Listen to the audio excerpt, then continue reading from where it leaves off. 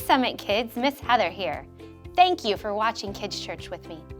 Our big picture question is, what is the Bible? That seems like such a simple question, right? Well, I can't wait to tell you that the Bible is God speaking to us. Everything in the Bible is true. And God, we need to read that because it helps us with our lives. He tells us what He is like and what we are like. Well, let me ask you a question before we watch our Bible story. Have you ever been afraid of something? Have you ever been afraid to do something? And then you mustered up the courage and you did it even though you were afraid? If you did, you were strong and courageous. That's kind of a hard word to say. Can you say courageous? Well, the Bible tells us that we have reasons to be strong and courageous. And in today's story, you're going to hear a time when God told Joshua, the leader of Israelites, to do something strong and courageous. I can't wait for you to find out.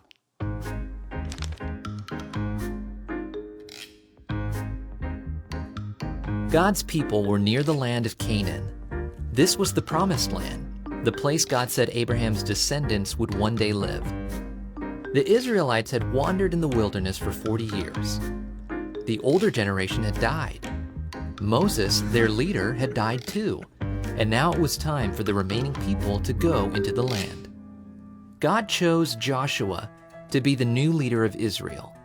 It was a big job, but God encouraged Joshua. He promised to give Joshua success in the land.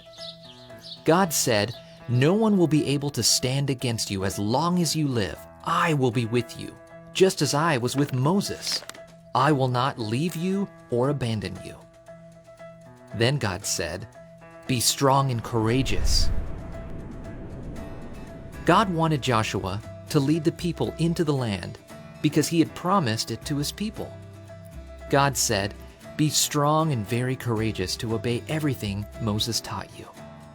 Study, remember, and obey the commands written in the book of instruction. If you do this, you will be successful in whatever you do." God encouraged Joshua again. "Be strong and courageous. Do not be afraid or discouraged, for I, the Lord your God, will be with you wherever you go." So Joshua sent a message throughout the Israelites' camp.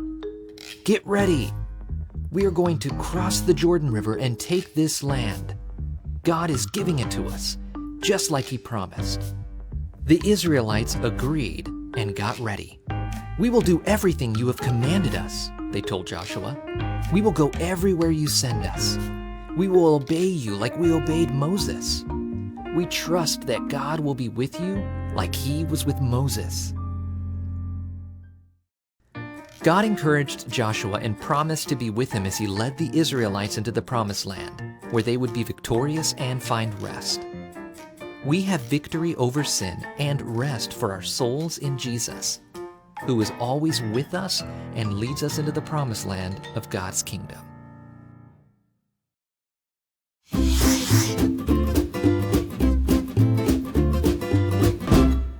Hi there, I'm Pastor Kevin. It's time for questions from kids.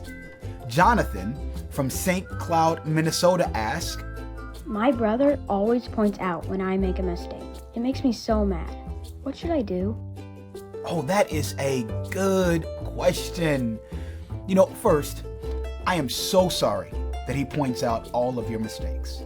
People point out mistakes for many reasons. Sometimes people point out mistakes because they want to hurt your feelings. And then sometimes people point out mistakes because they actually want to help you get better. So pointing out mistakes is often mean, and it's not okay. You see, the Lord tells us that when we get mad, that's a natural human response, but we should not sin in our anger. So being mad is a human response, but don't sin in your anger. So what should you do? I think you should love your brother anyway. love him. The Lord tells us in the scripture that when people are unkind to us, that we should still, in return, be kind to them. You should treat your brother the way that you want to be treated. Now, Jesus Christ was a perfect example. He was a perfect model of this. People were cruel to him. They were mean to him. They said harsh things to him. People even lied on Jesus Christ. And you know what he did? He loved them anyway. He loved them, loved us so much that he laid down his life for us. Now, if it gets to the point where you're really uncomfortable, I would also encourage you to tell a trusted adult that your brother is saying hurtful or harmful things to you that's making you mad. You see, it's always good to remember not to sin in our anger and to love people as much as we can. You see, God will be with you even when people treat you mean and they say harsh and harmful things to you. Remember this: words have power, and we should choose our words really, really carefully. And so I want to encourage you to use words that are kind and that encourage people. So let me ask you this question: how can you use your words to encourage and build others up?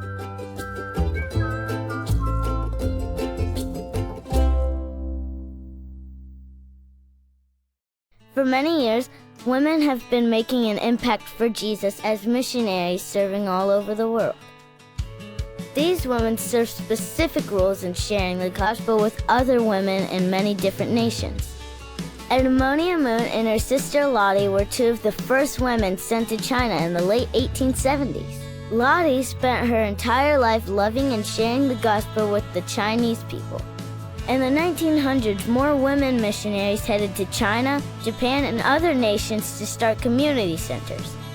At these centers, women and children attended tutoring programs, exercise gyms, and parenting classes. Female missionaries developed deep relationships that allowed them to naturally share the gospel. Throughout the 1900s, more and more women were obeying God's call to go to other nations to share the gospel.